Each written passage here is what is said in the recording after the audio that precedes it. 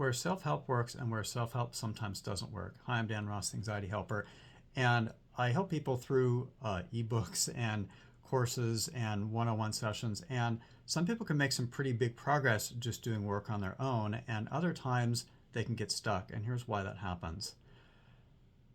Practices like meditation or yoga, or I teach people how practices and how to change how they think about things. These can all be useful and they can help you make some pretty profound changes. And there are times where it just seems like people get stuck with that and they make a little bit of progress and then they kind of plateau off, or they don't make any progress in the first place. And here's why that happens. You have a conscious mind and unconscious mind, and your conscious mind is what you're using to do some of these practices. And your unconscious mind is what drives your automatic behaviors. And so if there's something like worry or anxiety, for example, worry can happen automatically. Most people don't sit down and consciously say, oh, I'm going to worry.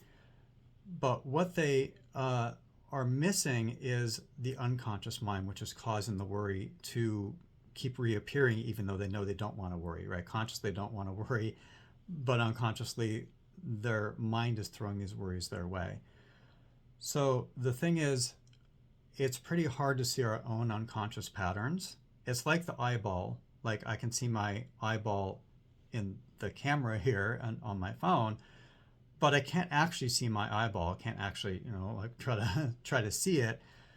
So the same is true for our unconscious mind. Our patterns that are limiting us the most are by definition unconscious, because if they were conscious, you could consciously change them.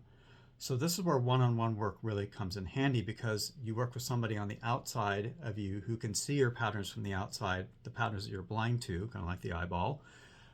And then they can help guide you with appropriate tools to help change unconscious conflicts, limiting beliefs, things like that, that are what have kept you stuck. So I'm all for self-help, self-development. I'm all for practicing and using tools. And I think that needs to be married with doing some focused one-on-one work where someone can help you identify and change those unconscious patterns, which probably have kept you stuck up until now. So try that combination. I think it will help break any log jams of progress that you may have had.